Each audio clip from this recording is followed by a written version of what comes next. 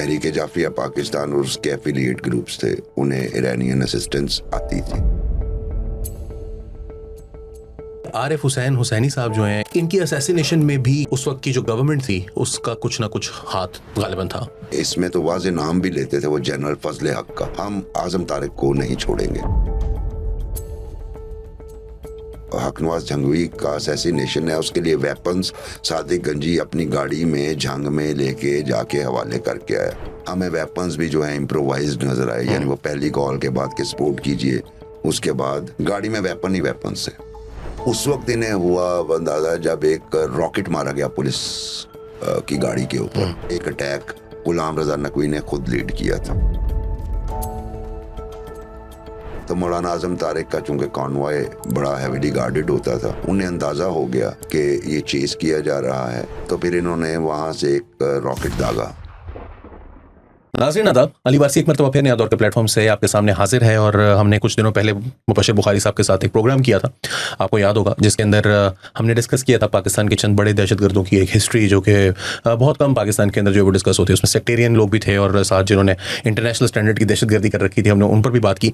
तो आप लोगों ने बहुत पसंद किया, बहुत सारे लोगों के कॉमेंट्स आए जिन्होंने बहुत तारीफ़ की, और हमने कहा था कि हम सेकंड पार्ट भी करेंगे। आज हमने सोचा कि सेकंड पार्ट करें, लेकिन थैंक यू बुखारी साहब, आपने हमें दोबारा ज्वाइन किया है, आप यूके की यात्रा कराएं। मुझे ज़रा ये बताइएगा कि पिछली दफ़ा आप पर इल्ज़ामात भी लगे हैं, मेरे पर भी बहुत इल्ज़ामात लगे हैं कि हम जो है वो प्रोपेगेंडा कर रहे हैं, एक दहशतगर्द तंजीम के खिलाफ प्रोपेगेंडा किया जा रहा था, और दहशतगर्दों को जो है वो हमने दहशतगर्द कहा। तो ये बताइए कि ये 3-4 नाम उसके अंदर आए थे। एक जावेद शाह साहब थे, इसके साथ साथ एक कंबो साहब थे, उनका नाम आया, मेरा नाम आया था और आपका नाम आया था। तो ये बताइए कि इन 4 में से कितने शी हैं? बहुत शुक्रिया अली। वो वाकई में कमेंट देख के मुझे अफसोस भी हुआ कि जब भी आप कोई फैक्ट बयान करने की कोशिश करते हैं तो आप पे कोई ना कोई टैग लगा दिया जाता है। अच्छा, मेरा मामला तो है, वैसे तो मैं इंसानियत का परस्तार हूँ, इंसानियत का प्रचार करता हूँ। जहाँ पे भी मजलूम कोई हो उसके लिए आवाज़ बुलंद करना अपना फ़र्ज समझता हूँ। हाँ, मेरा बैकग्राउंड जो है वो शियाइट है। ठीक। अगरचे बहुत सारे लोग मुझे सेकुलर समझते हैं, कुछ मुझे लादीन समझते हैं, मेरे अपने ख़ानदान वाले मुझे पता नहीं क्या समझते हैं। लेकिन आप जावेद शाह साहब और तारिक कंबो के साथ ज्यादती, क्योंकि जावेद शाह साहब एक बरेलवी उल अकीदा सुन्नी थे, ठीक, तारिक कंबो सुन्नी थे, और आप भी बरेलवी उल अकीदा सुन्नी हैं, और आप को भी टैग कर दिया गया। तो बस वो इससे आप हमारा पैमाना और मयार देख लीजिए कि कोई भी जो कभी भी इस तरह की बात करे उसको फौरी तौर पे टैग कर दिया जाता है, और ये हम तो इसी को ही अदम बर्दाश्त के रवैये बिल्कुल कहा जाता है। मैं ये भी मज़ेदार बात है कि हम वो वाले सुन्नी, उस ज़माने के सुन्नी जिसे कहते हैं ना, जो मुझे याद है कि मेरे परदादा जो थे, तो उनके घर के बाहर जो नेम प्लेट लगी हुई थी उसमें उनका नाम लिखा हुआ था बड़ा सा, मुमताज़, और सारे कॉर्नर्स पर जो है वो पंचतन पाक के नाम लिखे हुए थे। तो उस ज़माने का जो सुन्नी शिया इस्लाम जो था वो ऐसे ही था। बुखारी साहब, हमने बात की सिपा साहबा के हवाले से, लश्कर जंगवी के हवाले से, और कुछ ऐसे ग्रुप्स के हवाले से भी बात की जो कि अलकायदा के एफिलिएट्स थे या अलकायदा से डायरेक्टली ताल्लुक़ रखते थे। लेकिन ना सिर्फ लोगों का ये कहना है, मगर हमने उस वक्त भी सोचा था कि हमने सिपा मोहम्मद के ऊपर भी एक जो है वो हमें शो करना है। सिपा मोहम्मद वजूद में आती है 1993-94 में रफली, लेकिन इससे पहले एक हिस्ट्री है, और ये एक ब्रेकअवे फैक्शन है। तहरीक जाफरिया के नाम से एक ग्रुप था या तंजीम थी, तहरीक जाफरिया पाकिस्तान। अल्लामा साजिद नकवी जो हैं वो इसके सरबराह थे। ये गुलाम रजा नकवी जिन्होंने सिपा मोहम्मद फॉर्म की, ये उनके साथ थे, तहरीक जाफरिया पाकिस्तान का हिस्सा थे।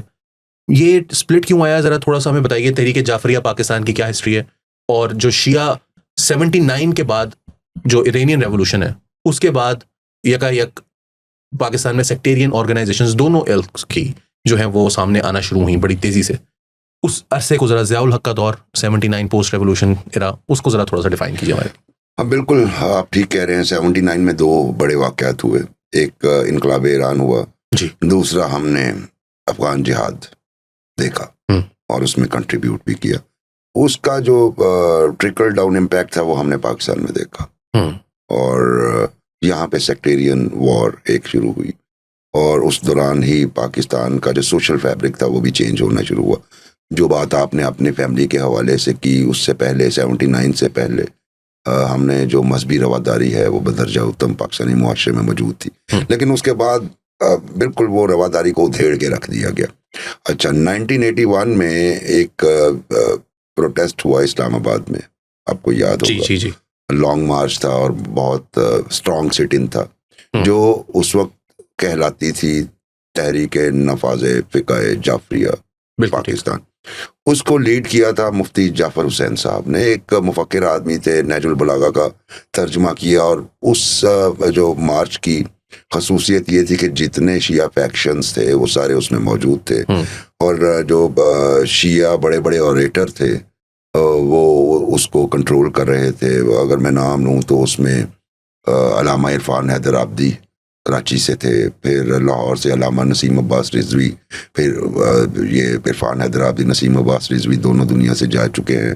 फिर एक अभी भी हयात हैं मौलाना गुलफाम हुसैन हाशमी, मुल्तान से ताल्लुक़ था, शुरू में बड़े शोला बयान थे और अब वो मॉडरेट हो चुके हैं।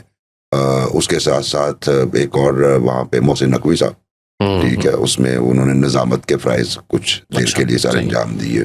और फिर जितने ज़ाकिरीन उस वक्त के मशहूर ज़माना थे उसमें शामिल थे। यानी एक अजीबो गरीब कलर था जो उससे पहले शियाइट्स ने ना देखा था।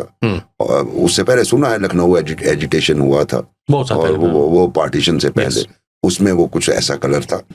तो उसमें फिर जो है एक अजीबो गरीब सी रियासत के साथ जो है वो टसल शुरू हो गई। ज़ियाउल हक का दौर था, और नतीजतन फिर जवाब में सिपाही साहबा पाकिस्तान मार्ज़ वजूद में आई उसके कुछ अरसे बाद। लेकिन मुफ्ती जाफ़र के इंतकाल के बाद एक जो बड़ा खला भी पैदा हुआ, और उसका नतीजा ये निकला कि वो जो एक यूनिटी थी वो डिवाइड हो गई। अच्छा, उसमें एक फैक्शन को लीड कर रहे थे आरिफ अल हुसैनी, और दूसरे को लीड कर रहे थे हामिद अली शाह मूसवी। उनका रिसेंट इंतकाल हुआ है। हामिद अली शाह मूसवी ने वही नाम रखा, तहरीक नफाज फ़िक़्ह जाफरिया, जबकि आरिफ हुसैन हुसैनी साहब का जो ग्रुप था उसको तहरीक जाफरिया पाकिस्तान का नाम दिया गया। जब आरिफ हुसैनी साहब को असैसिनेट किया गया तो उसके बाद फिर साजिद नकवी साहब मंजर आम पे आए, और कायदे मिलत जाफरिया का टाइटल उन्होंने अडॉप्ट किया, और वो चीफ भी थे तहरीक जाफरिया पाकिस्तान के। तो यही वजह है कि तहरीक जाफरिया पाकिस्तान जो है वो बैन हुई, और उसके बाद जो आज तक वो यूज़ कर रहे हैं साजिद नकवी, वो कायदे मिलत जाफरिया का टाइटल यूज़ कर रहे हैं। अब बातें हैं सिपाही मोहम्मद की तरफ, जो आपका अच्छा, इससे थोड़ा सा पीछे हम जाएंगे। ये जो मार्च था इस्लामाबाद की तरफ, इसके बारे में कहा जाता है कि इतने सारे बड़ी तादाद में शिया उलमा का एक प्लेटफॉर्म पर इकट्ठे होना, इसकी दो वजूहात थी। एक तो जाहिर सी बात है कि ज़कात का निज़ाम जो है वो अगर आप इम्प्लीमेंट करते हैं तो वो थोड़ा सा जो शिया फ़िक़्ह है उससे क्लैश करता है, और ये भी हकीकत है कि जो शिया उलमा हैं उनके मफादात से भी क्लैश करता है। एट द सेम टाइम ये भी कहा जाता है, जो कि ज़्यादा इंपॉर्टेंट बात है, कि ईरान की जानिब से उसको ऑर्केस्ट्रेट किया जा रहा था। ये बहुत सारे उलमा जो हैं वो उनको इकट्ठा करने में ईरान का कोई हाथ था। किस हद तक दुरुस्त है ये बात? मैं अगर आपको ज़ाती तजुर्बात, मुशाहिदात और जर्नलिस्ट, चूँकि मैं 92 में जर्नलिस्ट बन गया, फिर जब काम शुरू किया तो उसकी बिना पे कहूँ तो ये बात ठीक है। जो तहरीक जाफरिया पाकिस्तान और उसके एफिलिएट ग्रुप्स थे उन्हें ईरानियन असिस्टेंस आती थी, और वो अब और तहरीक नफाज जाफरिया को उनको उस लेवल के, जब ये फैक्शन अलहदा हुए, मैं 81 की बात कर रहा हूँ, उस वक्त यकीनन थी। और जब मैं तहरीक जाफरिया कह रहा हूँ तो आप ये समझें कि मैं वो जो ग्रैंड फैक्शन था तहरीक नफाज फ़िक़्ह जाफरिया उसकी भी बात कर रहा हूँ। लेकिन बाद में जब स्प्लिट हुआ तो तहरीक नफाज फ़िक़्ह जाफरिया, जो हामिद अली मूसवी की मैं बात कर रहा हूँ, उनको ईरानियन असिस्टेंस का जो है वो उस तरीके से नहीं हमारे सामने आया। अलबत्ता उन्हें जो है वो दूसरी सूरत में प्राइवेट लोगों से फंडिंग काफ़ी मिलती थी। दूसरी बात एक और, जब अगर आप उस दौर में देखें तो शरिया बिल का एक बड़ा उस वक्त इशू खड़ा हुआ था। मज़े की बात यह है कि उस वक्त मुख्तलिफ जो हमारे स्कॉलर्स थे रिलीजियस, उनकी तरफ से शरिया बिल टेबल किए गए मजलिस शुरा में, तो जिसके हवाले से फिर ये यानी उसके खिलाफ भी कहीं ना कहीं ये एजेंडे में शामिल थी, जिसके नतीजे में ये इकट्ठ हुआ। तो जो आपका सवाल है कि Iranian support, yes, Iranian support उसमें शामिल थी। और इसीलिए अच्छा, ये आरिफ हुसैनी साहब जो हैं, इनके बारे में भी कहा जाता है क्योंकि इन्होंने फिर तहरीक जाफरिया पाकिस्तान बना ली, और जैसा आपने कहा कि इरानियन सपोर्ट जो है वो मौजूद थी, इनके ऊपर इल्ज़ाम भी लगता था ये कि इनको ईरान जो है वो सपोर्ट कर रहा है, फंड कर रहा है। इनकी असैसिनेशन में भी कहा जाता है कि शायद उस वक्त की जो गवर्नमेंट थी उसका कुछ ना कुछ हाथ गालिबन था। क्या ये बात दुरुस्त है? जो उनके साथी थे आरिफ हुसैनी साहब के, और जो फॉलोअर्स थे और करीबी साथी लोग जो थे, वो ये क्लेम किया करते थे। और फिर उन्होंने इसमें तो वाज़े नाम भी लेते थे, वो जनरल फजल हक का, ठीक, जो गवर्नर केपी थे उस जमाने में, उनका नाम लिया करते हैं। तो कई ये बातें जो हैं, और फिर उसके बाद अटेम्प्ट्स भी हुई फजल हक पे, और जो हुआ वो आपके सामने है, वो ढका छुपा नहीं। अच्छा, ये मज़ेदार बात है कि उनकी जो कत्ल है वो है गालिबन जुलाई के अवाखिर या अगस्त के शुरू का 1988, और चंद रोज़ के बाद जो है वो जनरल ज़ियाउल हक की जो है वो वाक़या पेश आता है जिसमें वो भी जाने फानी से कूच कर जाते हैं 17 अगस्त 1988। और ये भी मैं पिछली दफ़ा भी बार बार जिक्र आया था खालिद अहमद साहब का सेक्टेरियन वॉर, उसके अंदर उन्होंने कहा कि ये जो ज़िया की जो असैसिनेशन है और आरिफ हुसैनी की जो असैसिनेशन है, दे माइट बी लिंक्ड। मैं ज़्यादा डिटेल में नहीं जाऊंगा क्योंकि उसमें कॉन्स्पिरेसी थेरीज भी बहुत सारी जो है वो शामिल हो जाती हैं। तो ये लिंक आपको समझ में आता है कुछ? देखिए, जिस तरीके से हुआ, मेरा नहीं ख्याल कि कैपेबिलिटी किसी हुसैनी साहब के किसी चाहने वाले में इतनी होगी। अलबत्ता वो खालिद साहब जिस तरफ इशारा कर रहे हैं, वो सिर्फ एक दो बुनियादों पे हो सकता है। वो ये है कि वो जो कैप्टन जी आए थे वो जीबी से, जी उनका ताल्लुक था, वो भी शिया थे, और वो एक लिंक की वजह से शायद इस तरह कहा और जा एक रहा है। पायलट थे जो कि अहले हदीस से कन्वर्टेड थे शिया, तो वो एक ज़ील भी होती है ना, ज़ील भी होती है। तो ये दो लिंक थे, लेकिन अभी तक जो है वो मंजरे आम पे कोई चीज़ ऐसी आई नहीं, क्योंकि इसकी बड़ी थॉरो इन्वेस्टिगेशन हुई, यहाँ तक कि उन कैप्टन्स की फैमिलीज को भी इंटेरोगेट किया गया, और यहाँ तक इंटेरोगेट किया गया कि वहाँ पे उस दिन बेस पे जो लोग भावलपुर कोर के मौजूद थे उनको भी इंटेरोगेट किया गया, लेकिन अभी तक वो मामला सामने नहीं आया। और मेरा ख्याल है कि ये ज़्यादातर कंस्पिरेसी थियरीज ही हैं, और हुस्न इत्तफाक ही कहा जा सकता है इसको, वरना और बड़े मौके हो सकते थे जिस पे वो कोई कार्रवाई कर सकते थे, लेकिन इतनी हाई टेक किस्म की कार्रवाई करना कि वो एक उसमें आपको पता है कि Pakistan one, not air force one, ठीक है, अमेरिका के सफरा का मौजूद होना, टॉप जनरल्स का, हमारे ISI चीफ मौजूद होना, तो ये कोई इतना आसान काम नहीं था। बहरहाल ये चलती रहेंगी ये कंस्पिरेसी थ्योरी। लेकिन फिर ये वजूद में आती है तहरीक जाफरिया पाकिस्तान, और एक साजिद नकवी साहब जो हैं वो उसको टेक ओवर कर लेते हैं। साजिद नकवी साहब का ज़्यादातर लोगों का जो तारुफ होगा, मेरी जनरेशन के लोगों का, वो शायद MMA से होगा, क्योंकि MMA में जो शिया ग्रुप था उसमें अहले हदीस भी थे, उसमें देवबंदी भी थे, उसमें बरेलवी भी थे। शिया ग्रुप को जो लीड कर रहे थे वो साजिद नकवी साहब कर रहे थे। लेकिन साजिद नकवी साहब को MMA में जाना क्यों पड़ा? जाहिर सी बात है कि उनकी अपनी वो बेस नहीं रही थी, तो इसलिए उनको इकट्ठा होना पड़ा। वो तहरीक जाफरिया पाकिस्तान के सरबराह बनते हैं, और आप बड़ा एक ग्रैंड किस्म का टाइटल जो है वो उन्होंने अपने आप को the sole spokesman of Shias उन्होंने जो है वो बन गए। लेकिन उनको फिर डिस्क्रेडिट जो है वो होना शुरू हो गए, और ये डिस्क्रेडिट होने की रीज़न क्या थी, और फिर जो सब्सिक्वेंट वजूद में आना है इसका सिपा मोहम्मद का? अच्छा, साजिद नकवी साहब तो पहले अपने रैंक्स में डिस्क्रेडिट हुए। उसकी वजह ये थी कि उनके कुछ पर्सनल मैटर्स इस तरह के थे, जैसे शादी कर लेना एक और, उस पर एतराज़ भी आया, हालांकि कोई ऐसी बात नहीं है, मेरे नज़दीक तो कम अज़ कम कोई ऐसी बात नहीं है। दूसरी बात ये हुई कि जब स्पाई साहबा वजूद में आई और एंटी शिया एक्टिविटी स्टार्ट हुई, तो लोग ये कहते थे कि रिटेलिएशन अगर आप वैसे नहीं कर सकते तो कम से कम आपको स्ट्रॉन्ग स्टैंस लेना चाहिए, आपको कोई प्रोटेस्ट करने चाहिए बहुत स्ट्रॉन्ग, आपको हुकूमत वक्त से बात करनी चाहिए। वो इसमें भी नाकाम हो रहे थे, और यहाँ तक कि लोगों ने कहना, कई जगहों पे इस तरह भी हुआ कि जब ये किसी ऐसे फ़र्द की नमाज जनाजा के लिए गए हैं जो जिसे टारगेट करके मारा गया हो, तो वहाँ पे लोग बाकायदा गुस्से का इजहार भी करते थे, और तो कहते थे कि तुम्हारा अब कोई काम नहीं रह गया सिवाय इसके कि नमाज जनाजा पढ़ाते रहो। तो इस तरह की रिटेलिएशन जो है, और इस तरह का क्रिटिसिज्म और सेंटिमेंट्स उन्हें फेस करना पड़े, और उसके नतीजे में वो थोड़ा सा बैकफुट पे होते गए।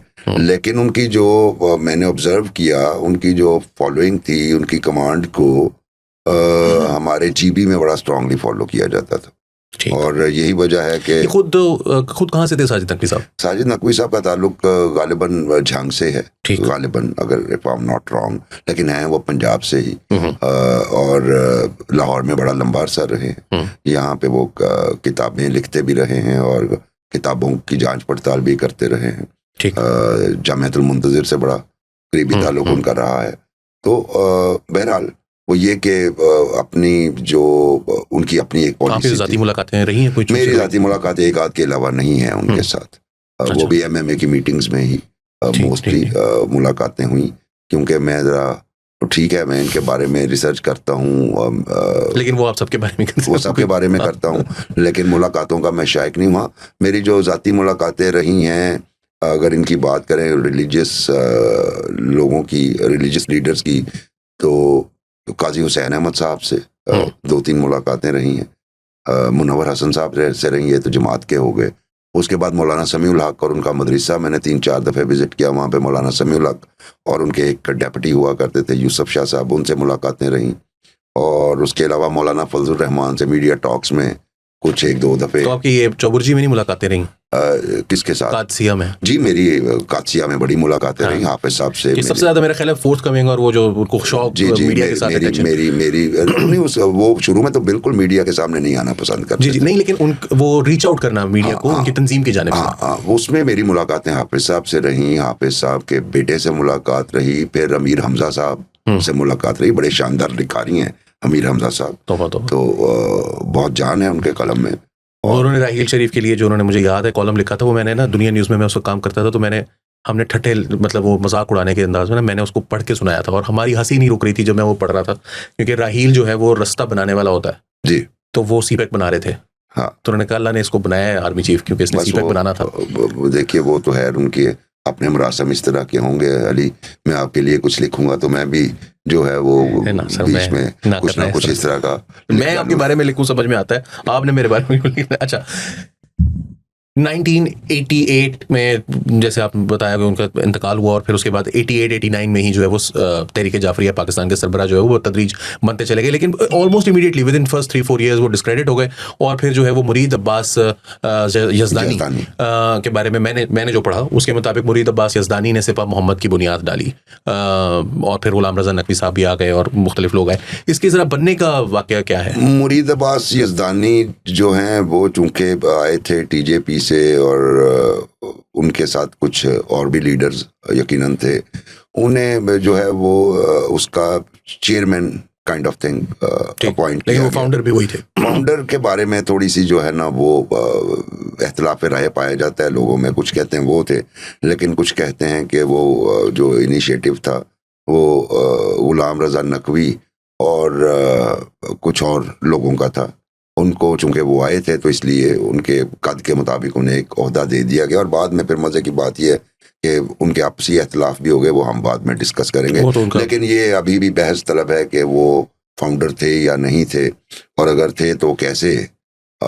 इसके पीछे भी कंस्पिरेसी थियरी ये है, कंस्पिरेसी थियरी तो नहीं, बाद में चीज़ों ने साबित भी किया कि शायद कंस्पिरेसी ही थी वो। हाँ, कि हमारी बुनियादी तौर पे ये स्पाई मोहम्मद का क़याम, चूँकि हमारी 2 इंटेलिजेंस एजेंसीज थी, उनमें से एक जो है उस वक्त तक स्पाई साहबा को काफ़ी सपोर्ट कर रही थी, तो फिर उसके बैलेंसिंग एक्ट के तौर पे दूसरी ने सिपाही मोहम्मद को क़याम में लाने में हेल्प भी किया, और फिर कुछ अर्सा तक उसे सपोर्ट भी करते रहे। ठीक, अभी हम उधर आते हैं। पहले ज़रा आप मुझे ये बताइए कि फाउंडिंग जो इसका पहली मर्तबा मंजर आम पर आना सिपा मोहम्मद का, ठोकर न्याज बेग में ये सामने आया, या उससे पहले कोई कभी उन्होंने अपनी अनवेलिंग सेरेमनी भी जो है वो कौन सी है? ये दो इंसिडेंट्स हैं, वो मैं आपको बताता हूँ। सबसे पहला तो ये कि इत्तलात मिलती थी कि जनाब वहाँ पे कुछ गुफ्तगू हो रही है, लेकिन कब वो क्या हो रही है ये हमें पता नहीं था चलता। सडनली ये वादत रोड पे भेकेवाल मोड़ पे बड़ी इमाम बारगाह है कसरेली, वहाँ पे एक एनुअल शिया जो यहाँ से हमारे से चंद ऑलमोस्ट वॉकिंग डिस्टेंस पे, वहाँ पे एक बड़ी मजलिस हुआ करती, ये जो साइंस कॉलेज वादत रोड के साथ जो गोल्डन टॉम के साथ वाली, बिल्कुल मैं समझ गया। हाँ, उसमें एक बड़ी मजलिस होती थी और सडनली वहाँ पे क्या हुआ कि मजलिस पे एक इनके अल्लामा मुनव्वर बासलवी हुआ करते थे। ठीक। वो स्टेज पे नमूदार हुए, उनके हाथ में एक पोस्टर था सिपाही मोहम्मद पाकिस्तान का, और ये पहली उनकी जो थी रूनुमाई थी, और उन्होंने पोस्टर हाथ में पकड़ के कहा कि हमने सिपाही मोहम्मद का क़याम कर दिया है, और हमारा जो मकसद है वो कोई मकसद ऐसा नहीं कि हम किसी को टारगेट करें, लेकिन हम आज़म तारिक को नहीं छोड़ेंगे।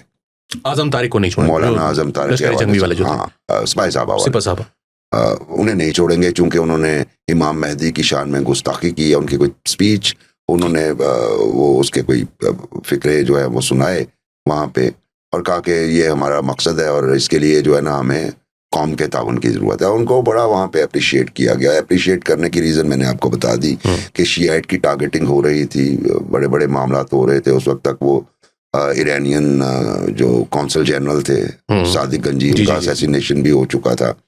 और मजे, अच्छा, ये पिछले प्रोग्राम में हमने डिस्कस किया है सादिक गंजी साहब का असैसिनेशन। हाँ, और उसमें आपको मैं एक बात बताऊं, हक नवाज जंगवी के असैसिनेशन के बाद सादिक गंजी का असैसिनेशन हुआ, और मैं आपको यानी मेरी बाकायदा दुख भी हुआ और मुझे मतलब हैरत भी हुई कि वो जो रिएक्शनरी हुए सिपाही साहबा के लोग, लश्कर जंगवी के लोग जिन्होंने टारगेट किया, वो एक, इससे हमारे क्वेश्चन मार्क आता है पुलिस पे बहुत बड़ा, और आप इसको वेरीफाई भी कर सकते हैं कि वो एक स्पेशल ब्रांच की रिपोर्ट थी जिसमें उसने लिखा, जो भी छोटा ये सही था, कि जो हक नवाज जंगवी का असैसिनेशन है उसके लिए वेपन्स सादिक गंजी अपनी गाड़ी में जंग में लेके जाके हवाले करके आया।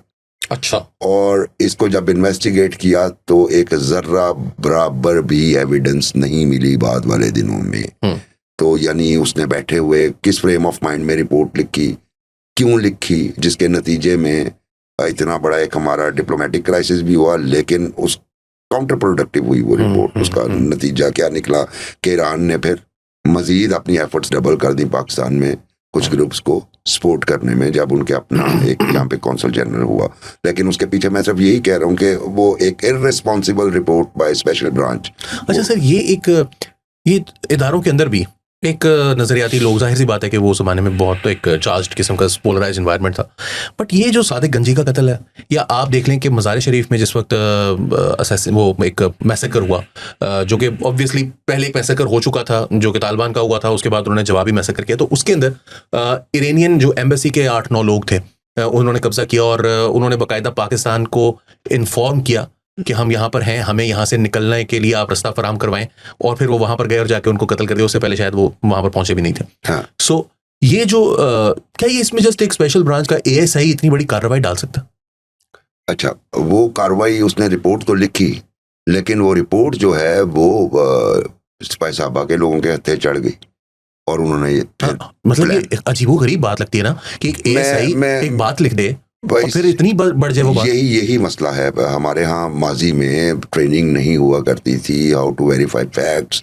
आप गए हैं, किसी ने आपसे झूठ बोल दिया तो आपने वो भी नोट्स में ले लिया है, और जब आपका पे प्रेशर आया तो आपने अब रिपोर्ट लिखनी है, तो जो आपके पास है आपने लिख दिया, उसको वेरीफाई की। माजी में ये प्रैक्टिस बड़ी कॉमन रही है, इसीलिए पुलिस की इन्वेस्टिगेशन जो है वो फॉल्टी आज तक वो एक प्रॉब्लम है। तो रिस्पॉन्सिबिलिटी तो आज तक चल रही है, लेकिन वो बहरहाल अपनी जगह पे एक बहुत बड़ा वो क्राइसिस उसके नतीजे में आया, तो वो ये था अपनी जगह पे, और ये वेरीफाइड है जो मैं आपको बता रहा हूँ। ठीक, ये वेरीफाइड है। अच्छा, अब आ गए ये जो साहब थे, इन्होंने एक मैं आपको कि मुनव्वर अलवी ने वहाँ पे ऐलान किया कि हम मौलाना आज़म तारिक को नहीं छोड़ेंगे, और उस दिन वहाँ पे कम से कम 25 से 30 कम से कम लोग मौजूद थे जिनके पास वेपन्स थे। अच्छा, वेपन्स वो जब देखे तो वो कोई सोफिस्टिकेटेड नहीं थे, उनमें मैक्सिमम जो है ना आपके पास पंप एक्शन गन, और उसके बाद वो काइंड ऑफ 222 AK-47 एक आध नजर आई, कार्बाइन्स, ठीक है, जिसका मतलब ये था कि वो वेपन उनके पास थे, लेकिन अगर दूसरी तरफ भी वेपन हो तो मुकाबला कोई नहीं था। अलबत्ता उसके बाद जो सेकंड उनका शो था, वो मैं चूंकि एज अ जर्नलिस्ट उसे कवर करने गया था, मोची दरवाजा में था। ठीक। मोची दरवाजा में स्पाई मोहम्मद ने कांग्रीगेशन, जो कि एक हेवीली शिया पॉपुलेशन जहाँ पर बहुत बाहर बड़ी मोची तादाद में। दरवाजा ग्राउंड जो अच्छा, अलमशहूर मोची दरवाजा ग्राउंड, मोची ठीक, ठीक, दरवाजा ठीक। ग्राउंड। अच्छा, वहाँ पे रखने की वजह ये थी कि अंदरून जो मोहल्ला शिया अंदर मौजूद है वहाँ से उन्हें मैसिव सपोर्ट मिलती थी बिल्कुल। और मिल सकती थी, इसलिए मोची दरवाजे में रखा। काफ़ी अफराद उधर गए और अब वहाँ पे हमने देखा कि पुलिस बहुत ज़्यादा तादाद में मौजूद है, इंटेलिजेंस एजेंसीज बहुत ज़्यादा तादाद में मौजूद हैं। ये वो वक्त है 93 गालिबन, जी, जब 92 93 का तकरीबन। ये 93 है जिसकी मैं आपको बात सुना रहा हूँ। पंजाब हुकूमत थी मियां मंजूर अहमद भट्टू की, आ गई थी उस वक्त, आ चुकी हुई थी, ठीक। और उनके जो हैं वो एक एडवाइजर थे जो स्पाई साहबा के एक करीबी रहनुमा थे, अच्छा, रहनुमा थे, वो उनके एडवाइजर थे, प्रोटोकॉल उन्हें मिलता था। तो ये वो वक्त था, इसलिए पुलिस बहुत ज़्यादा थी। और वहाँ पे अब मैं ढूंढ रहा हूँ कि चूंकि ये अब रूनुमाई थी गुलाम रजा नकवी की, ठीक, राइट। तो वहाँ पे मैं कुछ लोगों को देख रहा हूँ, अब कुछ जर्नलिस्ट भी हैं, फोटोग्राफर्स भी हैं, सिक्योरिटी उनकी अपनी मौजूद है। एक साहब आए हैं, छोटी सी दाढ़ी रखी, गले में कैमरा डाला है, वो हाथ में ला के चले गए। हमने कहा कोई न्यूज़ फोटोग्राफर। और जब अनाउंसमेंट हुई तो वही न्यूज़ फोटोग्राफर साहब जो थे वो स्टेज पे बैठे हुए थे और उन्हें जो है वो क्राउन पहनाया जा रहा था, एक जो मोची दरवाजा के कुछ अच्छा, शिया लोगों ने। और वहाँ पे फिर बड़ी मैसिव फायरिंग हुई। और उस दिन वेपन्स भी हमें वेपन्स भी जो है इम्प्रोवाइज्ड नजर आए, यानी वो पहली कॉल के बाद के सपोर्ट कीजिए, उसके बाद वेपन्स जो हैं वो सोफिस्टिकेटेड होते हुए हमें नजर आए। ये पहली रूनुमाई थी। और उसके बाद लोगों ने टीजेपी या टीएनएफजे से हट के, या जो आईएसओ थी और एक और आईएसओ से एफिलिएटेड जमात बनी थी पासबान जी, उसकी बजाय जो अफेक्टेड फैमिलीज थी उन्होंने सिपाही मोहम्मद की तरफ देखना शुरू कर दिया। अच्छा, उसका इम्पैक्ट ये भी हुआ कि वो थोड़ी सी हमने महसूस की कि खौफ की फिजा जो है पाकिस्तानी मुआशरे में, पहले तो एक तरफा ट्रैफिक चल रही थी ना, लेकिन उस वक्त वो फिर दो तरफा हो गई, क्योंकि फिर ये भी होना शुरू हुआ, जो वेव खौफनाक उसके बाद आई है वो बड़ी टेरिबल थी। यानी सुबह को एक अगर सुन्नी को मारा जा रहा है, शाम को शिया है, सुबह शिया है, शाम को सुन्नी है। उसके बाद अगर किसी एक मजलिस पे अटैक हुआ है तो जो अभी तौर पे किसी मदरसे या मस्जिद पे भी अटैक हुआ है। सो ये वाली जो खौफनाक सीन था ये उस दौरान उसके बाद फिर जारी हुआ। तो वो जो हमारी सेक्टेरियन वायलेंस था वो सिपाही मोहम्मद के क़याम के बाद बहुत ज़्यादा बढ़ गया और दोनों तरफ से होना शुरू हो गया। अच्छा, ये फिर इनके जाहिर सी बात है जब ये एक दफ़ा आ गए और किसी हद तक एक आपने बताया कि सरकारी सरपरस्ती भी उनके नसीब में आ गई, और फिर दूसरी सरपरस्ती जो हमने ईरान का डिस्कस कर चुके हैं, और जाहिर है कि फंडिंग लोग भी जो है वो पैसे देना शुरू कर देते हैं। वो कहते हैं कि भाई ये चंदा भी तो सिस्टम है ना हमारे मौलवियों का एक। उसमें फिर कुछ किल्स थे इनके बड़े हाई प्रोफाइल। आजम तारिक को किल करने में कामयाब हुए? नहीं हुए, लेकिन जो आपने मगर हाई प्रोफाइल किल्स। मैं आजम तारिक पे क्या हुआ वो एक एक्सक्लूसिव स्टोरी है जो मैं आपको बता सकता हूँ, और मैं बताता हूँ आपको। दरमियान में आपने बात कही कि दूसरी तरफ हुकूमती सरपरस्ती किसी ना किसी तरीके से हासिल थी। वो इस तरह इस्टेब्लिश हुई कि आपको याद होगा एक एसपी हुआ करते थे मेजर मुबशर साहब जी। वो मेजर मुबशर एसपी सदर थे। ठोकर नियाज बेग जो है वो चूंकि सदर डिवीजन में वाक़या था, तो एक वक्त में उन्होंने एक गाड़ी को पुलिस ने रोका। गाड़ी में वेपन ही वेपन से सोफिस्टिकेटेड। ठीक। जब गाड़ी वाले ठोकर नियाज बेग के करीब, ये रायबंद रोड और अच्छा, उसके करीब, तो जब उनको इंटेरोगेट किया गया तो उन साहब ने कहा देखो ये सरकारी असला है, यानी ये सरकार रियासती असला है और मैं फला हूँ। मैंने अपने आप को आइडेंटिफाई किया। वो जो भी एहलकार था उसने एसपी साहब से बात किया। एसपी साहब ने कहा पकड़ लो, ले आओ थाने। और वो अब ऊपर से भी फ़ोन आना शुरू हो गए। एसपी साहब बहुत समझदार थे, उन्होंने फौरी तौर पे मीडिया में लीक कर दिया। ठीक, कि ये इस तरह हुआ है। वो जो लीक किया उसके नतीजे में ये अंदाजे हुए कि जनाब ये वाला मामला जो है इसमें सरपरस्ती शामिल है। और मज़े की बात यह है कि उन्हें कुछ देर बाद छोड़ना पड़ा वेपन्स में। ठीक है। और कहा जाता है कि वो जो वेपन्स थे वो सिपाही मोहम्मद के लिए थे। लेकिन ये मेजर साहब को क्या सूझी कि मतलब इतना जज्बाती क्यों हो गए वो कि उन्होंने कहा कि आज मैंने ये प्लॉट एक्सपोज करना है? मेजर साहब, ये आपको पता है किसी ना किसी वक्त में मेजर रहे थे। मेजर रहे थे। हाँ। फिर वो रफीक तारड़ साहब के गालिबन दामाद भी थे। अच्छा। हाँ, तो उस वक्त तक तो और ये किस सन की बात है? ये मैं आपको 93-94 की बात 94 की बात सुना रहा हूँ। गालिबन 93-94 ही है, यानी ये इसके फौरन बाद की ही बात है जब वो रूनुमाई हुई और उसके अच्छा उसमें फिर जो है लोगों ने डोनेट बहुत किया। अच्छा, इन्होंने अपना एक फोर्ट्रेस कहाँ पर एस्टैब्लिश किया? लाहौर ही में एस्टैब्लिश। ठोकर नियाज बेग का इलाका था, वहाँ पे एक मेजर रिटायर्ड अशरफ शाह साहब बड़े मशहूर आदमी थे। ठीक। उनकी बड़ी बारगाह थी उधर।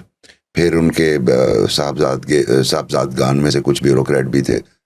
उनमें से एक जो हैं वो बहुत मशहूर हुए, बड़े डिसिप्लिन पुलिस ऑफिसर थे, मुरवत अली शाह साहब। ठीक है। और डीआईजी के ओहदे से गालिबन रिटायर हुए। वो भी गालिबन फौज के कोटे से आए थे पुलिस सर्विस में।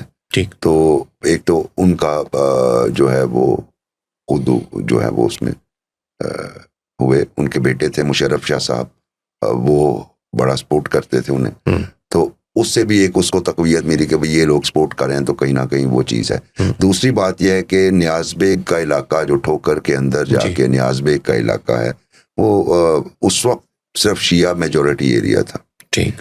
तो और उस वक्त तक यूनिटी भी बड़ी थी वहाँ पे, अगरचे वहाँ पे खोखर, भट्टी और सैयद इनके आपस में मुखासमत भी रही काफ़ी ज़्यादा, लेकिन वो इस मामले पे उनमें यूनिटी हो गई। फिर वहाँ पे घर दे दिए लोगों ने अपने गुलाम रजा को, और चारों तरफ से रास्तों को ब्लॉक करना शुरू कर दिया। फिर आता है कि वटू दौर में ही ऑपरेशन हुआ। ठीक। ऑपरेशन क्यों हुआ?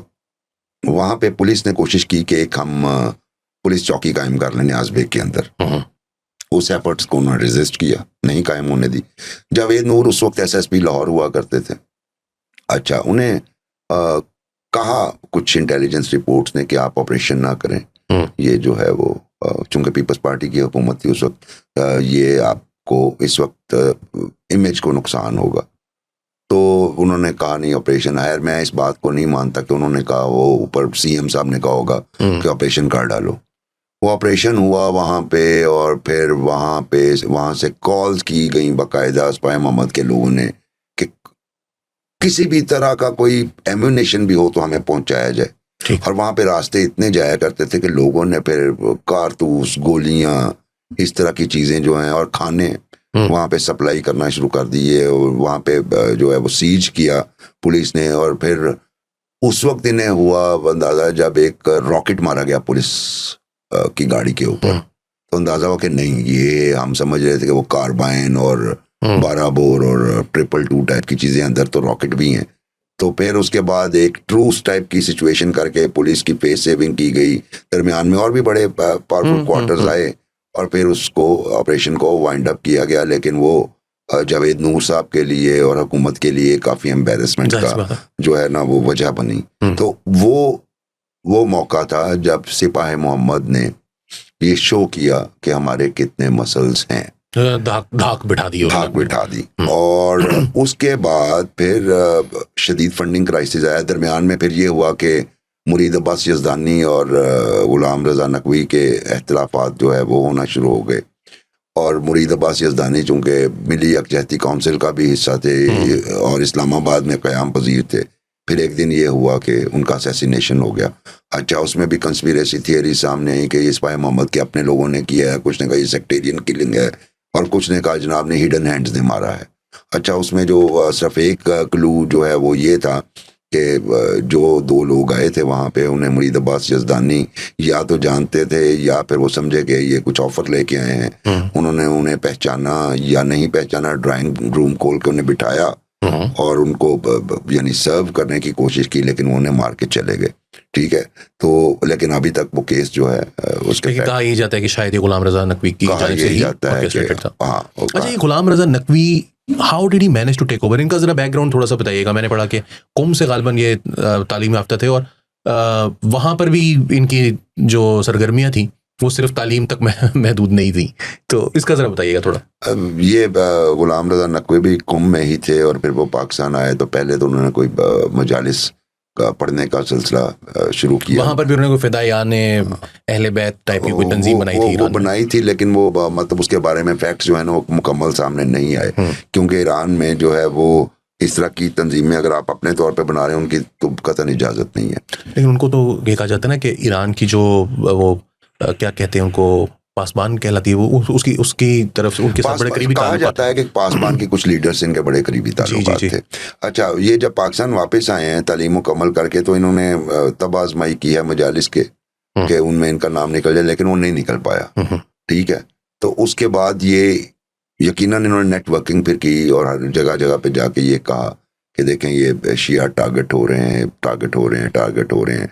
उनमें फिर नवाब अमानुल्लाह सियाल जंग वाले उनको मतलब सुनने में आया कि उनको भी मिले और उनसे भी कहा कि आपका बड़ा इन्फ्लुएंस है तो हमें सपोर्ट कीजिए।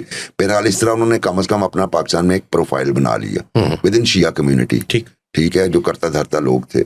और उसके बाद चूंकि बहादुर आदमी कहा जाता था उन्हें, दलेर, और उस बिना के ऊपर हर एक को चैलेंज भी कर दिया करते थे। ये भी उनकी आदत थी, अपना कोई भी हो उसको भी वो चैलेंज कर दिया करते कि तुम गलत कह रहे हो, तुम ठीक कह रहे हो, नहीं इस तरह थोड़ा सा उनके जहन में ये था। लेकिन बहरहाल वो बन गए और प्रेसिडेंट, और उन्होंने फिर मुनव्वर अलवी जो है उनके गालिबन उस वक्त सेक्रेटरी जनरल थे, वो भी।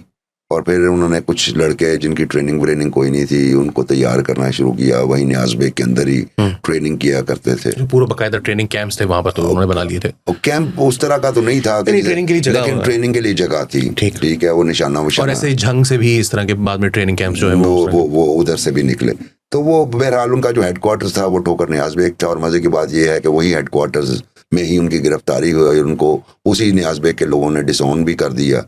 उसकी रीजन जो हैं वो अपनी जगह पे बड़ी वैलिड थी। मसलन उन्होंने वहाँ पे लोगों पे अपना धौंस धांधली कहा जाता है कि जमानी शुरू कर दी, और साथ में जो अहम बात यह है कि उनके लोगों ने क्रिमिनल एक्टिविटीज शुरू कर दी। उनके कुछ कॉमरेड्स ने, उनके दोस्तों ने, उनके अपने ट्रेंड लोगों ने, यहाँ तक कि रॉबरीज। और जब पूछा जाता एक आध दफे जब प्रेस कॉन्फ्रेंस उन्होंने की प्रेस क्लब में मुनव्वर अलवी साहब ने, तो उनसे पूछा गया कि आपके लोग जो हैं वो क्रिमिनल एक्टिविटीज़ में इन्वॉल्व हो रहे हैं, तो उन्होंने डिनाई किया। लेकिन साइड लाइन पे जब मैंने बात की कि फ़लाँ बंदा आपका जो है वो उस पर रॉबरीज के हैं और एविडेंसेस भी हैं, तो उन्होंने कहा भाई जब कोई पैसे कहीं से नहीं आएंगे तो कैसे हम चलाएंगे, तो उसके लिए होगा अगर कोई कर लेता है तो तंजीम तो उसकी जिम्मेदारी नहीं है ना, हम तो अपने लोगों को पैसे भी नहीं देते। तो मतलब उन्होंने एक तरह से एडमिट किया कि हाँ मुझे पता है इन चीज़ों का कि ये हो रही है। एग्जैक्टली। तो उसकी वजह से भी बदनामी शुरू हुई। लेकिन जो सबसे बड़ा वो हुआ वो मामला है एक्सक्लूसिव, और वो बताए ना, वो बताने लगा हूँ कि जब इन्होंने लोगों ने ये भी क्वेश्चन करना शुरू किया, भाई आप तो आज़म तारिक की बात किया करते थे, तो वो तो अभी तक वैसा ही फिर रहा है। तो फिर गालिबन सरगोदा और जंग के दरमियान कहीं एक अटैक गुलाम रजा नकवी ने खुद लीड किया था। ठीक। अच्छा, उस अटैक में ये हुआ कि जब ये चेज कर रहे थे तो मौलाना आज़म तारिक का चूंकि कॉन्वॉय बड़ा हेविली गार्डेड होता था, उन्हें अंदाज़ा हो गया कि ये चेज किया जा रहा है, तो उन्होंने पोजीशंस लेके फायरिंग शुरू कर दी। मौलाना को एक खेत के किनारे खेत के अंदर उन्होंने महफूज किया। तो इन्होंने जब देखा फायरिंग हो रही है और इनके साथी जख्मी भी हुए, तो फिर इन्होंने वहां से एक रॉकेट दागा डबल कैबिन के अंदर से। ठीक। वो रॉकेट जो है वो खेतों में जाकर लगा, खेत में आग लगी, लेकिन उससे नुकसान नहीं कोई हुआ। अलबत्ता उस समय कुछ लोग जख्मी हुए मौलाना आज़म तारिक के गार्ड्स में से, और इस हमले में गुलाम रजा नकवी खुद भी जख्मी हुए।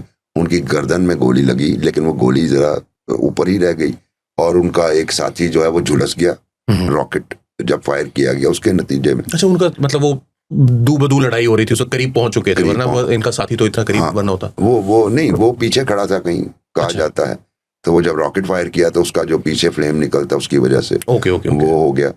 और उसके बाद ये बहरहाल छुपते छुपाते कहीं गए वहाँ से, चूँकि पुलिस भी इनकी फिर तलाश में भरपूर थी, और फिर उन्हें ट्रीट करवाया और दोबारा कोशिश की इन्होंने संभालने की मामला, लेकिन ये उसके बाद जो है इनको संभलने की मोहलत उस तरीके से नहीं मिली। और उसके कुछ अरसे बाद इनकी मुनव्वर अलवी की गिरफ्तारी जो है, और इसके साथ कुछ और लोग थे। यानी इनका ऑपरेशन सिंदूर हो गया वो करने कुछ इनका ऑपरेशन सिंदूर, इसके कुछ अर्से बाद ही सिपाही मोहम्मद को डिसमेंटल करना शुरू कर दिया गया।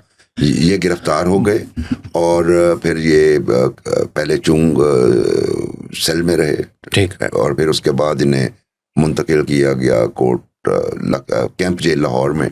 काफी लंबा अरसा अंदर ही ने कोई थोड़ा स्ट्रोक भी हुआ और फिर ये बाहर आए, और बहुत सालों के बाद बाहर आए, बहुत सालों बाद बाहर आए। ये मुझे बताइएगा कि ठीक है मौलाना आजम तारिक को तो ये नहीं मार सके, लेकिन बहुत से हाई प्रोफाइल जो सिपा साहबा के लीडरान थे, कहा जाता है अली शेर हैदरी जो थे वो भी इनका ही किल थे, साथ मतलब बड़े नामों में जो हैं वो कुछ ऐसे नाम भी हैं, वो फारूकी साहब जो एक होते थे, ज़ियाउर रहमान फारूकी, बॉम्ब ब्लास्ट वाले। अच्छा, वो बॉम्ब ब्लास्ट वाले को वो जो मुहर्रम अली था, जी, उसको जोड़ा जाता है इनसे, लेकिन मुहर्रम अली के पीछे जो मेजर शख्स था उसका नाम था डॉक्टर कैसर अब्बास। ठीक, और डॉक्टर कैसर अब्बास का सिपाही मोहम्मद से लेना देना नहीं था। अच्छा, वो जो है वो एक वक्त में ISO का एक्टिविस्ट था, फिर उसके बाद पासवान के साथ भी कहा जाता है कि उसके ताल्लुकात थे, और वो बॉम्ब बनाने का माहिर था। तो अगर उस कनेक्शन को देखा जाए तो सिपाही मोहम्मद का कनेक्शन नहीं बनता, वो बनता है पासवान का कनेक्शन। और मुहर्रम अली चूंकि एक जज्बाती किस्म का शिया था, तो वो उसको जब चूंकि वो गुफ्तगू इस तरह की किया करता कि मुझे भेजें, मैं करूँगा, तो फिर उसको चुन लिया गया और फिर उसने वो काम उसमें मैंने कवर किया था वो इंसिडेंट। मौलाना ज़ियाउर रहमान फारूकी जो हैं वो जहाँ बहक हुए, मौलाना आजम तारिक शदीद ज़ख्मी हुए, कचहरी में ये वाक़या कचहरी में, और 23 अफराद उसमें गालिबन उनकी डेथ हुई थी, और उसमें पुलिस वाले ज़्यादा थे। हमारे फोटो जर्नलिस्ट थे क्या ज़ैड शाहिद जी, वो उधर जहाँ बहक हुए, और उनका कैमरा भी मौके पे मौजूद था। जब कैमरा हमारे एक साथी उठा लाए और उसकी फिल्म को जब हमने एक्सपोज किया, वो लास्ट क्लिक्स थे उनके कैमरे में, तो वो बड़ा खौफनाक किस्म का धमाका था। और उसके बाद लाहौर की फिजा इतने को खौफनाक थी कि आप इमेजिन नहीं कर सकते। रात को मैं लास्ट चूंकि क्राइम्स रिपोर्टिंग करता था, तो लास्ट विजिट रात को मैंने 12 बजे डेड हाउस का किया, और वहाँ पे जो उस वक्त सूरत हाल थी, मतलब वो जिस तरह के इमोशनली चार्ज लोग डेड हाउस में थे, जिस तरह म्यू हॉस्पिटल के करीब थे, यानी मौलाना ज़ियाउर रहमान फारूकी की बॉडी जो है डेड हाउस से निकाल के मौलाना आजम तारिक को दिखाई गई थी हॉस्पिटल के अंदर ले जाके, यानी वो एक अजीब सेंटिमेंटल सा वो मंजर था। उसके अलावा कुछ जो सिपाही मोहम्मद के हवाले से है, गुजरपुरा में मॉस्क पे एम्बुश था, वो काफ़ी लोग जो हैं उसमें हलाक हुए। इसी तरह ही कुछ और बड़े हाई प्रोफाइल टारगेट बाजार, वो दुनिया के लिए वो उतने मारूफ लोग नहीं थे, लेकिन बहरहाल वो हाई प्रोफाइल थे। ये बताइए कि जो आपने वाकया बताया कि 2 एजेंसीज थी और उनमें से एक का जो ग्रुप था वो पकड़ा गया, बंदा पकड़ा गया, और मेजर साहब ने जो है वो गिरफ्तार कर लिया उसको, और मीडिया में लीक हो गई बात।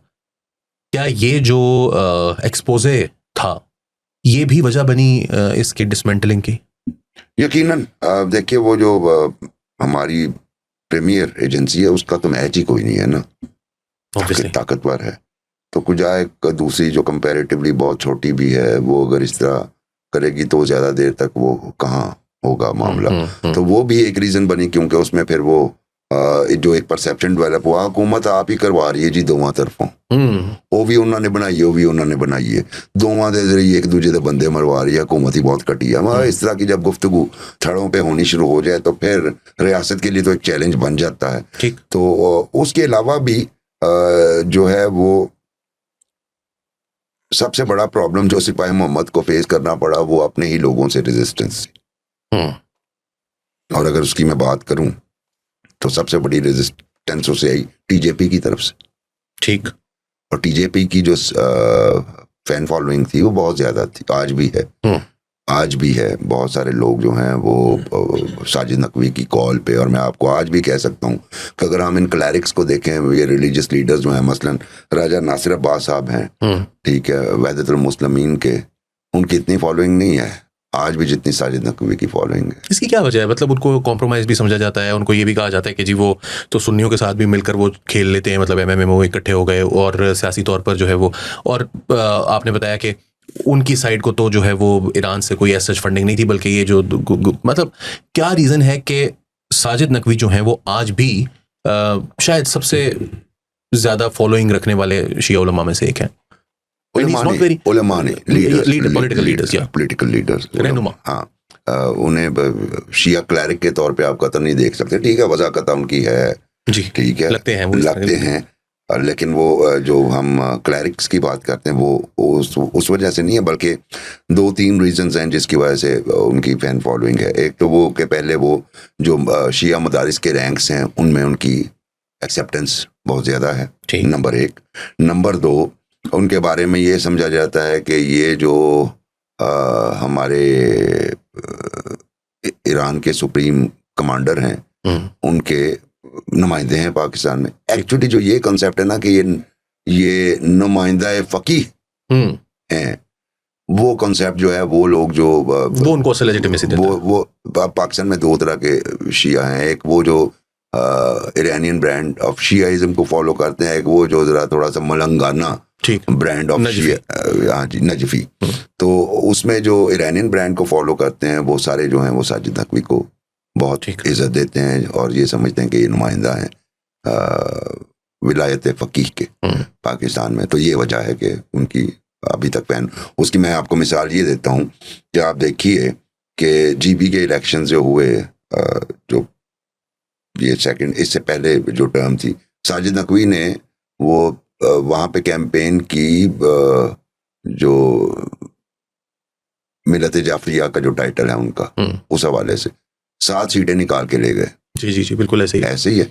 वहदतुल मुस्लिमीन पूरी एक ऑर्गेनाइजेशनल कैपेसिटी के साथ वहाँ पे 1 सीट लेके गए। बिल्कुल ठीक है, तो इसी से आप अंदाजा कीजिए कि साजिद नकवी का कितना इन्फ्लुएंस है। लेकिन जो पब्लिकली पाकिस्तान में नजर आती हैं बड़ी तंजीमें शिया, उसमें मेरा ख्याल है मजलिस वहदतुल मुस्लिमीन जो है वो सबसे ज़्यादा फ्रंट पर नज़र आती है। और हमने कुछ साल पहले देखे जो एक वो बिल आया था इमरान खान साहब के ज़माने में, जिसको फिर बड़ी उसके ऊपर प्रेस कॉन्फ्रेंस हुई और उसकी शदीद मुखालफत हुई, जिसको ब्लॉक किया गया। वो लेकर भी आए थे वो आज़म तारिक साहब, मेरा ख्याल है वो आज़म तारिक साहब के साहिबजादे हैं जो कि उसको लेकर आए थे। उसको भी सामने जो है वो फ्रंट से अगर उसके खिलाफ जो बात की गई, वो वहदतुल मुस्लिमीन के लोग जो थे वो उसको फ्रंट से उसके खिलाफ लीड कर रहे थे, हालांकि वो पीटीआई के इत्तेहादी भी थे। साजिद नकवी साहब नजर नहीं आते एज सच। अब उनकी जो पब्लिक में इतनी ज्यादा अपीयरेंस नहीं है टीवी के ऊपर, मीडिया के ऊपर। How does he manage to keep his following intact? आपको अब तहरीक जाफरिया भी नजर नहीं आती जी, बैन है ऐसे ही। वो रीनेम किया उन्होंने, वो भी बैन हो गई, लेकिन फिर रीनेम नहीं किया और उनके पास अब कोई प्लेटफॉर्म नहीं है। ठीक। सो अब वो जो है वो कायदे मिलत जाफरिया वाला टाइटल से कितना को वो कर सकते हैं। वो उन्होंने कोई प्रेस कॉन्फ्रेंसेस की थी उस दौरान, लेकिन वो शायद हाईलाइट ही नहीं हुई उस तरीके से। सो उनका जो अभी तक काट है वो एमएमए एक रीज़न। दूसरी मैंने बताई कि नुमाइंदा समझा जाता है।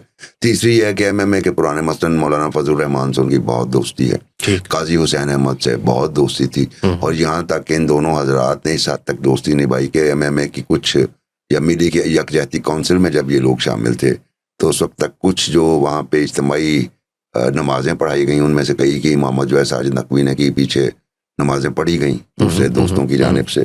तो वो सिर्फ ये एफर्ट थी कि वो जो एक डिवाइड है, जो सेक्टेरियन प्रॉब्लम इधर ज़्यादा संगीन सूरत हाल अख्तियार कर रहा है, और वो जो काफिर वाली बात है उसको ब्रिज करने के लिए हमें इस तरह के जेस्चर देने होंगे। तो इस वजह से वो जो है वो नहीं आता अगरचे कोई उनका इस तरह का। लेकिन जब वो किसी को सपोर्ट, मसलन आपने ये देखा होगा कि अभी इलेक्शन से पहले उन्होंने कहा कि मुस्लिम लीग नवाज को सपोर्ट किया, ठीक है, तो मुस्लिम लीग नवाज ने कहा कि ओके ये फारिग है, राजा नासिर साहब वाला मामला है। तो मुस्लिम लीग नवाज बहुत खुश थी कि उन्हें साजिद नकवी की सपोर्ट हासिल हो गई। तो ये वो मैटर वो अभी भी करते हैं, और मेरा ख्याल है कि वो किसी से भी ज्यादा जो है वो अभी भी मैटर करते हैं। अच्छा, फिर बुखारी साहब, सिपा मोहम्मद जो है उसकी डिसमेंटलिंग स्टार्ट हो गई, और ये वाकया है 1996-97 की बात है गालिबन। और उसी ज़माने में फिर हमने देखा कि वो पिछली दफ़ा हमारी बात हुई थी कि उसके फ़ौरन बाद जो है वो सिपा साहबा और लश्कर जंगवी की भी डिसमेंटलिंग की कोशिशें कम से कम स्टार्ट हो गई। एक ऑपरेशन हुआ मियाँ साहब के ज़माने में। ये ज़रा मुझे बताइएगा कि ये जो गुलाम रज़ा नकवी हैं, ये गिरफ्तार हो गए। बहुत सारे इनके अपने ही इलाके के अंदर इनके खिलाफ गालिबन बगावत हो गई, या इनके जो थे एक तरह से इनको चलाने वाले थे या इनके पीछे जो लोग खड़े हुए थे वो इनके पीछे से हट गए। उनको ऑर्डर्स आ गए कि आप पीछे हो जाएं। आपने बताया कुछ ब्यूरोक्रेट थे, कुछ साबिक अफसरान थे, तो वो पीछे हट गए और इनको जो है वो ये डिस्क्रेडिट होने लगे। और गिरफ्तारी के बाद क्या इनकी एक्टिविटीज रही? गिरफ्तारी के बाद तो ये बाहर नहीं आए। हाँ, अलबत्ता ये हुआ कि इनका एक बड़ा ही स्ट्रॉन्ग इनका एक्टिविस्ट हुआ करता था, गालिबन मोहम्मद अली नाम था। ठीक। वो यहाँ पे एक हेयरिंग के मौके पे उसको रिलीज करवा लिया गया। अच्छा। मतलब एक एम्बुश हुआ, वो रिलीज हो गया, और उसके बाद वो बदकिस्मती था बेचारा। उसने कोशिश की कि वो ईरान फरार हो जाए। उसने एक पासपोर्ट बनवाया दूसरे नाम से, अपनी बीवी बच्चे को लिया, बच्चा छोटा था, और पासपोर्ट का और आईडी कार्ड भी डिफरेंट नाम से। और जब वो ट्रैवल कर रहा था तो कहीं बलूचिस्तान के अंदर बस को रोका गया, और वो उस वक्त वहाँ पे सिक्योरिटी एक जारी थी, सिक्योरिटी ऑपरेशन भी, और साथ में लोगों को शनाख्त भी किया जाता ताकि पता चले कौन किधर जा रहा है। तो उसने जब शनाख्ती कार्ड देखा तो वो एहलकार ने पूछा, अच्छा फॉर एग्जांपल मैं कहता हूँ उसका नाम वहाँ पे लिखा हुआ था गुलाम सरवर। अच्छा, आप गुलाम सरवर हैं? तो उससे पहले कि वो जवाब देता उसका छोटा बेटा बोला, नहीं, इनका नाम तो मोहम्मद अली है। और बेचारा जेल ब्रेक करके फिर वो वहाँ से पकड़ा गया। तो इस तरह की एक्टिविटीज़ हुई। कुछ प्लान भी किए कि जी जेल ब्रेक करके इनको बाहर निकाला जाए, लेकिन वो चूंकि स्ट्रेंथ ही ख़त्म हो चुकी थी, कोई डाई हार्ड एक्टिविस्ट भी नहीं थे उनके पास, तो इसलिए वो प्लान जो है वो। अच्छा, ये क्या वजह हुई? मतलब वो एकदम इकट्ठे होना और फिर उसके बाद ये गायब हो जाना सपोर्ट का, वो क्या है? एक मुट्ठी भर लोग थे उनके पास, सबसे पहली बात तो ये। अच्छा, उनमें से कोई भी कोई हाईली क्वालिफाइड नहीं था। उन्होंने बड़ी टोन चेंज करने की कोशिश की सिपाही मोहम्मद की दरमियान में। मसलन उन्होंने एक बहुत रेप्यूटेड शिया आलिम थे, अबुल हसन नकवी साहब, ये जो इस्लामपुरा में मस्जिद है उसके वो हेड थे। उनको कहा इमाम बारगाह गिलगित बल्तिस्तान, नहीं, जो जामिया मस्जिद है, अच्छा वो हैदर रोड वाली, तो वहाँ पे बहुत मशहूर मारूफ आलिम थे अबुल हसन नकवी साहब। उनको कहा कि आप हमें लीड करें, आप हमारे सुप्रीम लीडर बन जाएं। उन बेचारों ने किया। फिर उन्होंने कहा देखो ये मिलिटेंसी को मैं सपोर्ट नहीं करता, हम पीसफुल प्रोटेस्ट करते। एक दो प्रोटेस्ट उन्होंने लीड भी किए, और उन्होंने लेकिन जब उन्हें अंदाजा हुआ कि नहीं ये तो टलने वाले नहीं है, ये तो उसी तरह के काम करेंगे, फिर वो पीछे हट गए। ठीक है, वो और उलमा की जानिब से कभी भी इनको सपोर्ट नहीं मिल सकी। और फिर मुट्ठी भर लोग थे, फिर फंड्स का भी मसला था, फिर क्रिमिनल चार्जेस लगना शुरू हो गए लोगों को। वो नियाज बेग जहाँ पे इनका हेडक्वार्टर था, वो साथ वाले हमसाए भी इनसे तंग आ गए, ये क्या है, हर वक्त गली बंद की हुई है, और लोगों से जो है वो जो भी आ रहे हैं लोकल भी, उसको भी वो ट्रीट कर रहे हैं उसी तरीके से जैसे कोई वो रैकी करने आया हो। उससे भी तंग आ गए, और फिर वो डिसमेंटल जिन्होंने बनाया था उन्हें डिसमेंटल करना था। तो ऑलरेडी जब उन्होंने देखा कि पब्लिक सेंटीमेंट भी इनके हक में नहीं है, तो उसी हेडक्वार्टर्स वाली जगह से गुलाम रजा नकवी का अरेस्ट हुआ। ठीक है, यानी उन्हें पुलिस के हवाले किया गया। उनके बीवी बच्चे काफी बाद में परेशान हुए बेचारे, कभी इधर कभी उधर। और यही मजे की बात तो नहीं है, दुख की बात है कि वही जो लोग जो एकदम बड़े नारे लगाया करते थे उनके बारे में, उन्होंने मुड़ के उनके बीवी बच्चे को भी नहीं पूछा। फिर वो जेल में बीमारियों का शिकार भी हुए। कैंप जेल में उन्हें स्ट्रोक हुआ, फालिज हुआ, और फिर कुछ साल पहले ही वो बाहर आए बीमारी के 14 में, मेरे ख्याल 2014-15 में बीमारी के आलम में ही थे वो। और फिर उनका इंतकाल 2-3 बरस कबल उनका इंतकाल हो गया। ठीक। और इसी तरह लाइकवाइज मुनव्वर अलवी भी दुनिया से निकल गए। यजदानी साहब पहले निकल गए थे, तो उनको तो इन्होंने। और कुछ लोग जो हैं वो वैसे मर गए। एक मसलन कुछ लोग ड्रग्स में चले गए थे, इनके 2-3 लोग वो ड्रग्स की वजह से दुनिया से चले गए। तो ये वो छोटा सा चूंकि ग्रुप था। हाँ, अलबत्ता बहुत सारी एक्टिविटीज जो हैं वो कराची में हुई, उनमें नाम आया बाद में रिसेंट ईयर्स में कि जनाब उसमें सिपाही मोहम्मद इन्वॉल्व है। और फिर कुछ जो है वो गालिबन जीबी में भी किसी जगह पे इनका नाम आ गया, सिपाही मोहम्मद उधर भी है, लेकिन हमें किसी भी ऑर्गेनाइज ग्रुप का पता नहीं चल सका। अगर कोई चला भी रहा है तो हो सकता है वो जिस तरह स्मॉल सेल्स लश्कर जंगवी के बन गए थे बाद में, उस तरह का कोई सेल बना हो, लेकिन मेरे इल्म में फ्रैंकली वो नहीं है। और इनके जेल जाने के बाद मिलिटेंसी में तो शिया मिलिटेंसी में तो बहुत कमी आ गई, लेकिन हम ये देखते हैं कि अभी भी, और उनका अगर है भी जो शिया मिलिटेंसी है उसका फोकस पाकिस्तान से बाहर है। और हमने अभी देखा कुछ अर्सा, इसी हफ्ते की इनफैक्ट खबर है जिस वक्त हम रिकॉर्ड कर रहे हैं, कि ज़ैनबियोन नामी एक तंजीम है जिसके खिलाफ ऑपरेशन जो है वो पाकिस्तान के अंदर शुरू हो गया है, और ये भी कहा जा रहा है कि उसमें ईरान की जानिब से भी हेल्प की जा रही है।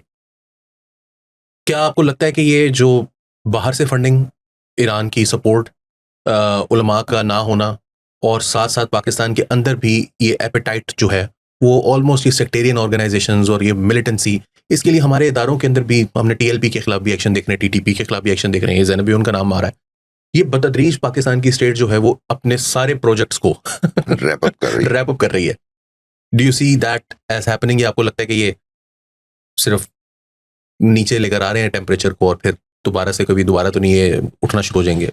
मेरा ख्याल है कि अगर उठना शुरू हो जाएंगे और हुकूमत पाकिस्तान अपनी पॉलिसी तब्दील करती है तो ये फिर पाकिस्तानियों के साथ खिलवाड़ है, और बदकिस्मती है पाकिस्तान की। और वजह यह है कि आपने बहुत सारे ऐसे ग्रुप बनवा के उन्हें सपोर्ट करके देख लिया, सिवाय इसके कि पाकिस्तान के अंदर खराबी पैदा हो, उसके अलावा इनका कोई हासिल वसूल नहीं होता। आज वही तालिबान जो है वो हमारे बिल्कुल, आप कोई भी ग्रुप उठा के देख रहे हैं, चले मैं आपको बहुत बड़ी मिसाल, जिनको आपने क्रिएट किया, जिनको आपने आर्टिफिशियली क्रिएट किया, वो ग्रुप आपके लिए प्रॉब्लम बने या फिर आप पे बर्डन बन गए।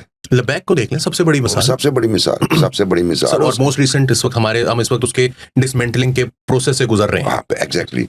तो ये हमारे लिए लेसन है कि हमें इस तरह के ग्रुप्स जो इंतहा पसंदी की तरफ लेके जाएं, मुआशरे में बिगाड़ पैदा करें, कम से कम वो क्रिएट नहीं करने चाहिए।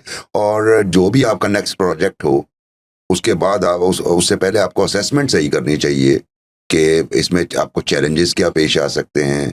और तो सर कोई साबिक रिटायर्ड अफसर नहीं लगाया जा सकता इनका सरबराह? मैंने लगाना, ताकि उसका अगर मिसाल है सीएमएच में उसका अगर दाखिला बंद कर दिया जाए। मैंने अगर लगाना हो तो मैं किसी इस तरह की जमात का सरबराह जो है वो रजा रूमी साहब को लगा दूंगा, लेकिन मैंने लगाना नहीं है। ठीक है, नहीं आप, मैं एक पॉलिसी के हवाले से, मतलब बहुत से अच्छे ताकतवर जो लोग हैं वो भी हो सकता है हमारा शो देख रहे हैं। माजी में देखिए इस तरह किया भी है ताकतवर लोगों ने, रिटायर्ड अफसरान को लगाया भी गया है। मतलब अब आप मुझसे एक नया कटा तो ना खुलवाएं, फिर वो बात कहीं कश्मीरी साहब का हमने पिछली दफा जिक्र किया था, वो साबिक अफसर। मैं आपको अर्ज किए देता हूं, फिर बात कट्टा खुल जाएगा तो कोई अच्छी बात अगले शो के लिए कट्टा खोल के जाए ना। मसलन आप देखें, आपको ये बताना पड़ेगा कि जो जमातुल दावा का एजुकेशन विंग था उसे कौन चला रहा था। ठीक है, वो जब पैट की सरपरस्ती कर रही थी, पाकिस्तान अवामी तहरीक या मिनाजुल कुरान की सरपरस्ती जब रियासत कर रही थी, तो कौन सा अफसर जो है उनके एजुकेशन विंग को देख रहा था। अच्छा, वो इसी तरह ही आप स्लॉट्स क्रिएट करते हैं ना अपनी सुपरविजन रखने के लिए। ठीक है, तो इसी तरह ही बाकी जो जमातें हैं उनकी सुपरविजन कैसे रिटायर्ड अफसरान के जरिए की जाती है, वो पूरी एक कहानियां हैं उसमें। तो और ये हमारे हाथ से निकलती हैं और ये हमारे ही गले पड़ जाती हैं। कभी ये फ्रांस का सफीर निकलवाने खड़ी हो जाती हैं, तो कभी ये अमेरिका का सफीर निकलवाने भी खड़ी हो सकती हैं। लिहाजा फ्रांस का सफीर निकलवाने के लिए भी इनको वहां ना भेजें, ताकि अमेरिका का सफीर निकलवाने के लिए अगर आपकी मैं कर दूं, फ्रांस के सफीर और अमेरिका के सफीर की बात तो रह गई, और फिर जो ज्यादा ताकतवर हो जाती हैं, कभी वो सदर पे हमला करती हैं, कभी प्राइम मिनिस्टर पे, कभी चीफ मिनिस्टर पे, कभी आर्मी चीफ पे कई हमले करती है। तो इसलिए ये हमारे लिए, और ये बात ठीक है कि अगर आप किसी ऐसे शख्स को जिसको ये पहले ना पता हो कि ताकतवर होने का क्या मजा है, उसको ताकत दे देंगे, तो फिर वो ताकत का नशा हमेशा लेता रहेगा और अपने उस एडिक्शन को सेटिस्फाई करने के लिए कुछ भी कर गुजरता है। यही हमें नजर आता है। इसलिए अगले प्रोजेक्ट से पहले जो है वो ठोक बजा के जो है वो चेक कर लिया जाए और कोशिश किया जाए कि प्रोजेक्ट चलाया ही ना जाए, अपना काम करें। और उसी से जो है वो, जब आप इंडिया से लड़ते हैं तो बहुत तारीफ होती है, जब आप टीटीपी से लड़ते हैं तो बहुत तारीफ होती है, लेकिन जब आप इमरान खान से और नवाज शरीफ से और बेनज़ीर भुट्टो से लड़ने लग जाते हैं तो फिर आपका नुकसान होता है। तो कोशिश करें कि ना टीएलपी बने, ना कोई सिपा मोहम्मद बने, ना कोई सिपा साहबा बने, ना कोई तालिबान बने, और फौज जो है वो अपना काम करे, सियासतदान और सियासत अवाम अपना काम करते रहें। बुखारी साहब बहुत शुक्रिया हमें ज्वाइन करने के लिए। अगली दफ़ा आपसे जो है वो इस कटे पर बात नहीं करेंगे हम, लेकिन अगली दफ़ा हमने बात करनी है आपकी किताब जिसके ऊपर आपने काफ़ी मेहनत की, और उसके अंदर आपने कुछ ऐसे अरब मुजाहिदीन जो पाकिस्तान आए, उनमें सब मुजाहिदीन नहीं थे, उलमा थे, कुछ मुजाहिद बन गए, उन्होंने पाकिस्तान आकर और अफ़गानिस्तान आकर जो यहाँ पर जहाद का में अपना हिस्सा डाला, तो उसके हवाले से बात करेंगे। अब्दुल्ला आज़ाम पर बात करेंगे इमरान ज़वाहिरी पर बात करेंगे, और भी कुछ लोग हैं उनके, वो भी सामने आएंगे। आज की नशिस्त के लिए बहुत शुक्रिया नाज़रीन। अगर आपको प्रोग्राम पसंद आया तो लाइक कीजिए, शेयर कीजिए, सब्सक्राइब कीजिए, और दुआओं में याद रखिए। अली वारसी को नया दौर के प्लेटफॉर्म से इजाज़त दीजिए।